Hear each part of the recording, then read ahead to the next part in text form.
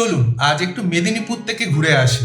কিন্তু এই গরমে তাতে কি হয়েছে, Midnapore famous super speciality recipe আছে তো, একবার খেলে শরীর আর মন গুছিয়ে ঠান্ডা হয়ে যাবে। চলুন দেখে নেওয়া যাক। প্রথমে একটা আলু ঠাকুরের থালার মতো মোটা মোটা করে কেটে নিন, ঠিক এরকম হবে।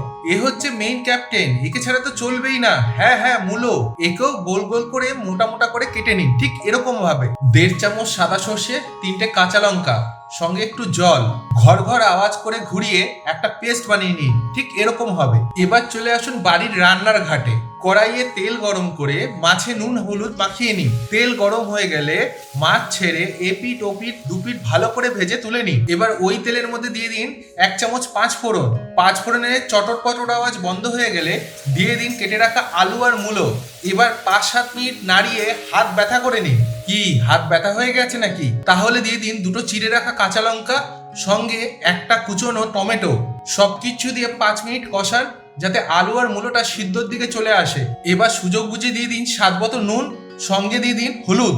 সবকিছু ভালো করে মিশিয়ে নিন। যখন দেখবেন সবকিছু মোটামুটি সেদ্ধ হওয়ার দিকে চলে এসছে, তখন দিয়ে দিন সর্ষে বাটা। সর্ষে বাটা দিয়ে জাস্ট 2-3 মিনিট কষাতে হবে, তার বেশি নয়, নাহলে কিন্তু তেতো হয়ে যাবে। কষানো হয়ে গেলে দিয়ে দিন প্রয়োজন মতো জল। ঝোল যখন ফুটে উঠবে তখন দিয়ে দিলাম ভেজে রাখা মাছ। মাছ ঝোলের সঙ্গে ভালো করে মিশিয়ে নিলাম।